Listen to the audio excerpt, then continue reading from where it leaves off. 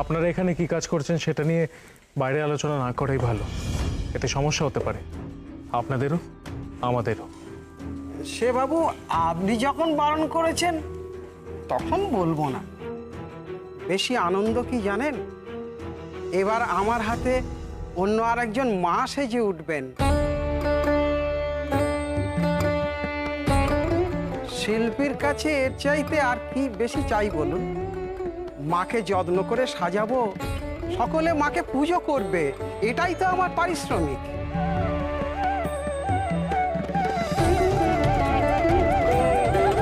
আপনাদের মতো মানুষরা আছেন বলেই আমরা ঝাঁপিয়ে পড়তে সাহস পাই।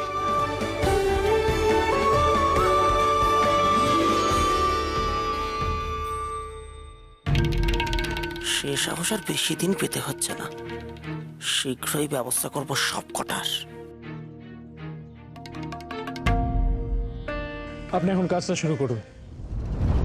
অনন্ত, অনুদীপ, আমি এখন একটু আসছি, তোমরা এখন এখানেই থাকো আর সুভাষের সঙ্গে যোগাযোগ করে ছবিটা আনার ব্যবস্থা করো। আমি আসি। ব্রিটিশ অফিসার যে হেডমাস্টার মশাইয়ের সঙ্গে কি কথা বললেন কিছুই জানতে পারলাম না। হেডমাস্টার মশাইকে তো স্কুলের পরে দেখতেই পেলাম না। একবার খোঁজ নিয়ে দেখতে হবে সুভাষ।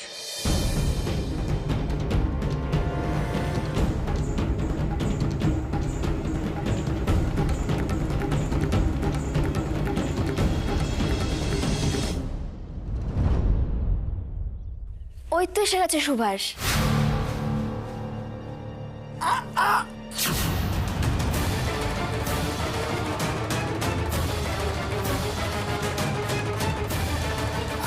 আপনার লাগেনি তো? না না না না, ঠিক আছে ঠিক আছে ঠিক আছে। মাটিতে কাজ করি, মাটি লাগলে আর অসুবিধে কি?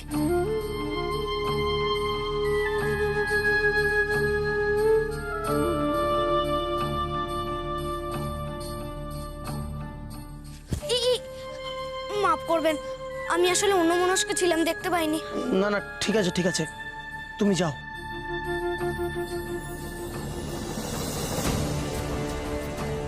না না, আপনাকে কোনো কাজ করতে হবে না, আপনি বিশ্রাম নিন। অনুপমা, কোনো খাবার থাকলে ওনাকে দাও না। না না না, ঠিক ঠিক আছে দিদি, আমার কোনো অসুবিধা হচ্ছে না, একদম ঠিক আছে। আপনাকে না ঠিক চিনতে পারছি না, কিন্তু কেন জানি না মনে হচ্ছে আপনার গলাটা কোথাও শুনেছি।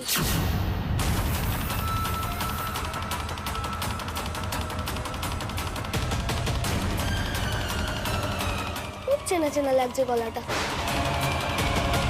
দেখো, সুভাষ যদি একবার তোমায় থানায় ঢুকতে দেখে তাহলে কিন্তু তোমার বিপদ অনিবার্য। ভারী ধুরন্ধর ছেলে তো, এই তো বয়স, তখন ধাক্কা খেয়ে কি একটু একটু গলা শুনেছে, তাতেই নাকি চেনা চেনা লাগছে। মুকুন্দ সাহেব ঠিকই বলেছিলেন, একটু একটু সাবধানেই থাকতে হবে আমাকে। না না, ওই পটুয়া পাড়ায় শুনেছো, হয়তো গেছিলে তো।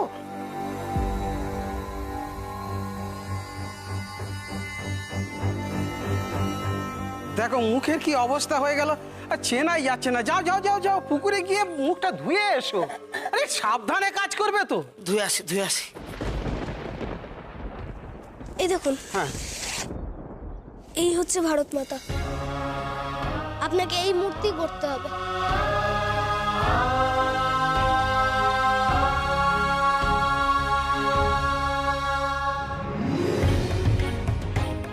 সুভাষ কি সুন্দর এঁকেছে, তাই না? আপনি এরকম বানাতে পারবেন তো? পারবো।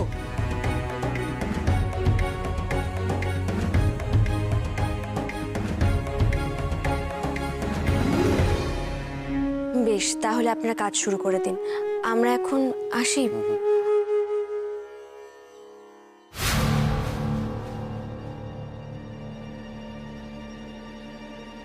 সুভাষ, কি হয়েছে তোমার? মুখটা ওরকম লাগছে কেন?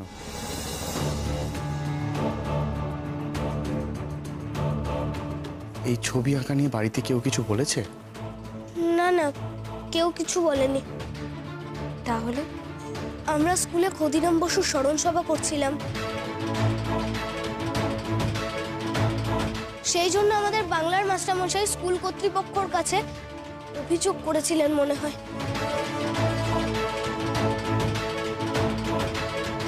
স্কুলে ব্রিটিশ অফিসার এসেছিলেন, আর তারপর কি হয়েছে কিছুই জানি না। মনে হয় আমার জন্য হেডমাস্টার মশাইয়ের বিপদ হয়ে গেল অনুমাসী।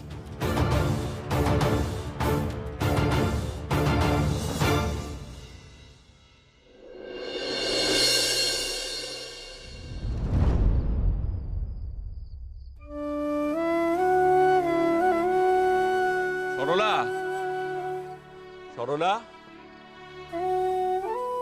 আমাদেরকে কিন্তু কি ওর চোখে জল? হ্যাঁ, এই দেখো, আমার কিন্তু এতটুকু খারাপ লাগেনি। হ্যাঁ, সত্যি বলছি, সাহেবের সামনে আমার কিন্তু নিজেকে মেরুদণ্ডহীন বলে মনে হয়নি। আমাকে মাথা নোয়াতে হয়নি। ও সত্যি খুব আনন্দ হচ্ছে, বিশ্বাস করো। এত মাস্টারমশাই, মাস্টারমশাই, এ কি? এসো এসো এসো।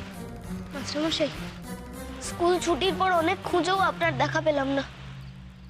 আপনাকে মনে হয় আমার জন্য শাস্তি পেতে হচ্ছে না? আমি যদি স্কুলে ক্ষুদিরাম বসুর মৃত্যুবার্ষিকী না পালন করতাম তাহলে মনে হয় আপনাকে এত শাস্তি পেতে হতো না। না, তোমার এই কাজের জন্য আমি আমার শিক্ষক জীবনে পুরস্কার পেয়েছি। আমি খুশি হয়েছি সুভাষ, খুব খুশি হয়েছি। মাস্টারমশাই, আপনাকে কি স্কুল কমিটি কোনো সিদ্ধান্ত জানিয়েছে? না, এখনো জানায়নি, তবে হয়তো খুব শিগগিরই নোটিশ চলে আসবে।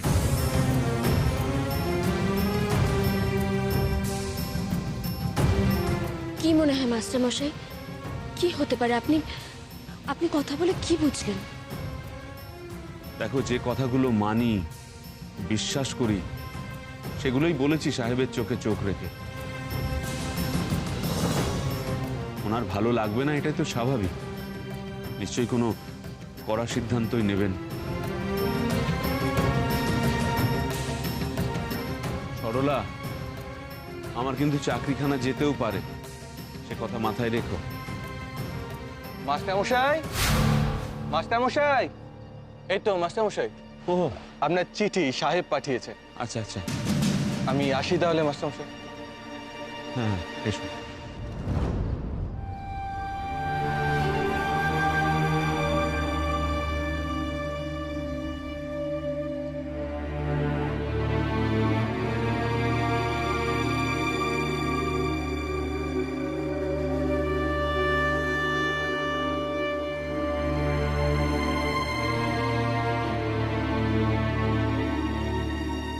যতটা গুরুতর ভেবেছিলাম ততটা গুরুতর নয়। চাকরি বহাল আছে।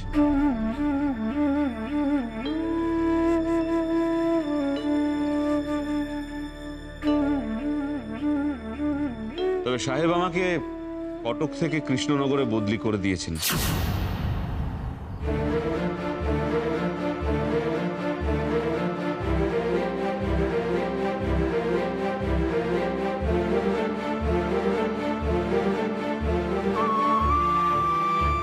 মাস্টারমশাই, আপনি আমাদের সবাইকে ছেড়ে চলে যাবেন?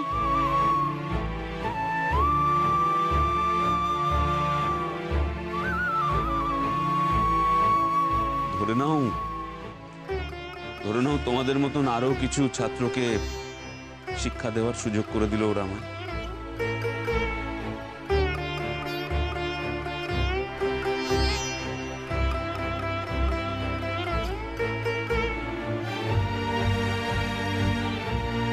কি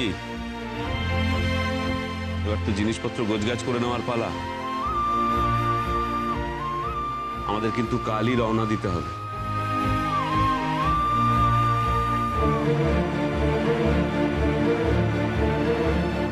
অনু অনন্তরা রয়েছে, ওরা তোমাকে সাহায্য করবে। শোনো, এবারে জিনিসপত্র একটু শক্ত করে বেঁধো। গতবারের মতো এবার আর সিদ্ধান্ত বদল হবে না। এবারে আমাদের যেতেই হবে। কষ্ট যতই হোক মাস্টার মশাই, আমরা সবকিছু গুছিয়ে দেব। দেশকে ভালোবাসলে আমরা কেউই থিতু হতে পারবো না কখনো। আমরা আপনার দেখানো পথেই চলব।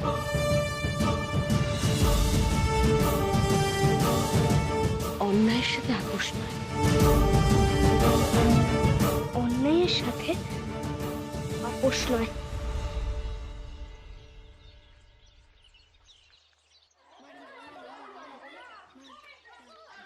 আমি সারপ্রাইজ হইয়া যাইতেছি।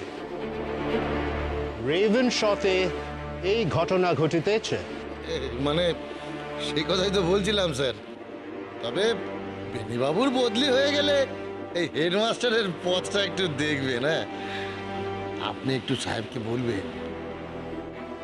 এখনো বেনুবাবুকে দিয়ে স্কুলের খাতাপত্রে অনেক কিছু শৈশবোধ করানোর বাকি। সব কাজ শেষ হোক, তারপর দেখা যাবে।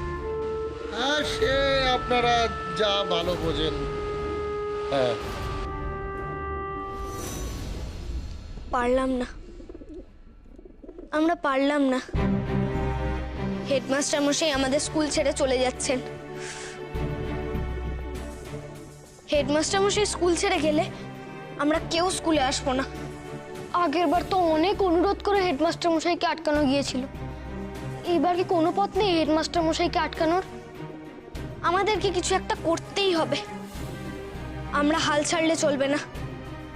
এমন কেন হলো? আমাদের জন্য হেডমাস্টার মশাইকে কেন শাস্তি পেতে হবে? এটা আমরা কিছুতেই হতে দেব না, কিছুতেই না। আজকে বেনিবাবুর স্কুলের শেষ দিন। মানে শেষ দিন মানে উনি ক্লাস নেবেন না, শুধু প্রয়োজনীয় শৈশবোধ করিয়ে ওনাকে বিদায় জানাবো। তা সেই শৈশবোধ আপনাদের সামনে হলেই ভালো, তাই আপনাদের আসতে অনুরোধ জানিয়েছিলাম। চলুন চলুন চলুন।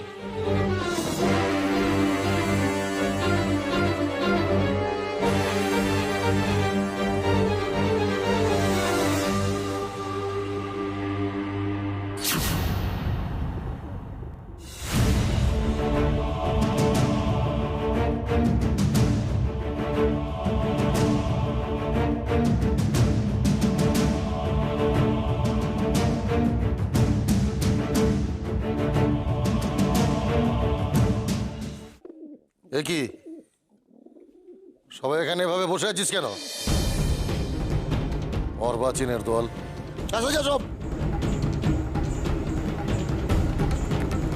দোষ তো আমরা করেছি। ক্ষুদিরাম বসুর স্মরণ সভা আমরা করেছি।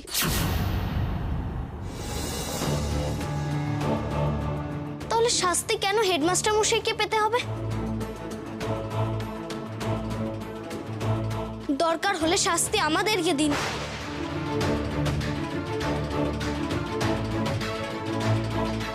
কিন্তু আমরা কিছুতেই হেডমাস্টার মশাইকে বদলি হতে দেব না।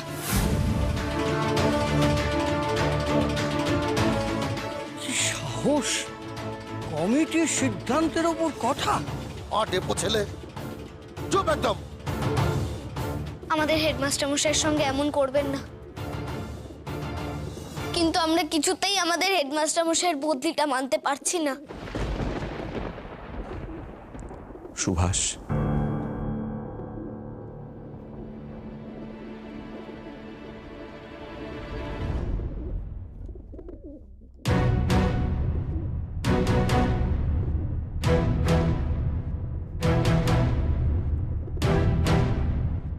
এসবের উদ্যোক্তা বুঝি তুমি?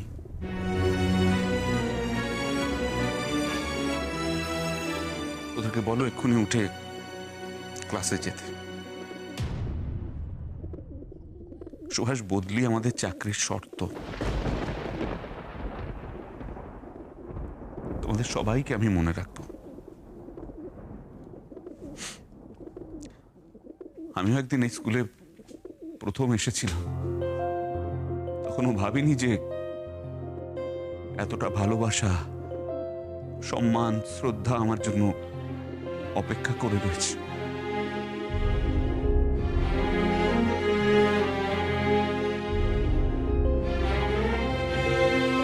ভাবিনি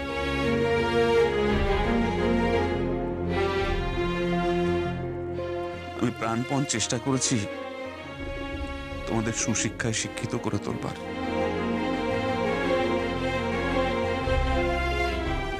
মানুষের মতো মানুষ করে তুলতে।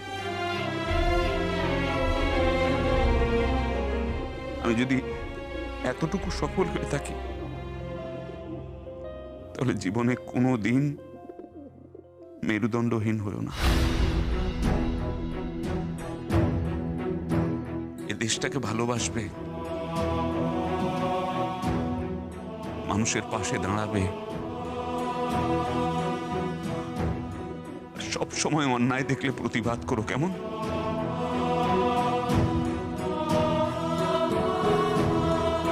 তবে তো আমি বুঝবো তোমরা আমার ছাত্র, সত্যিকারের ছাত্র।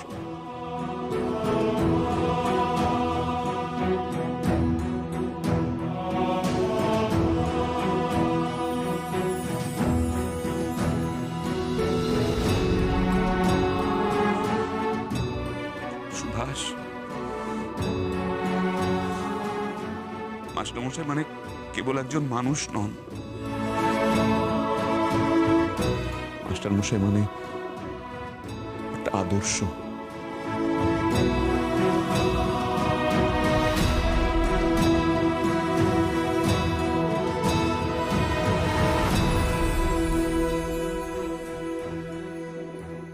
তোমরা যেদিন মস্ত বড় হবে, নিজের নিজের ক্ষেত্রে খুব নাম করবে, যেদিন মাথা উঁচু করে দাঁড়াবে, সেদিন আমি বুঝবো তোমাদের সবাইকে আমি আমার আদর্শে মানুষ করতে পেরেছি।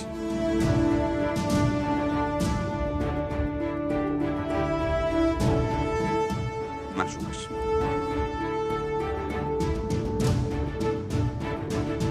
সুভাষ, সুভাষ,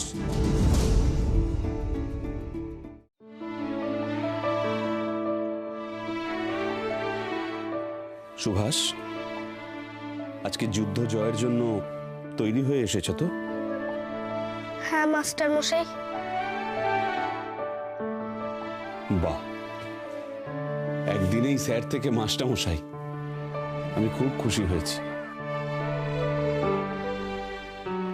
মনে রাখবে, আমরা যখন যে পরিস্থিতিতে থাকি, সেই পরিস্থিতির সঙ্গে আমাদেরকে মানিয়ে নিতে হয়।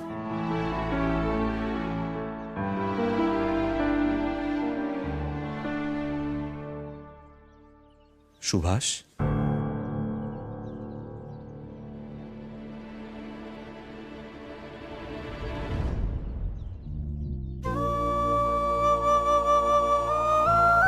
কি হয়েছে? মনটাকে শান্ত করো।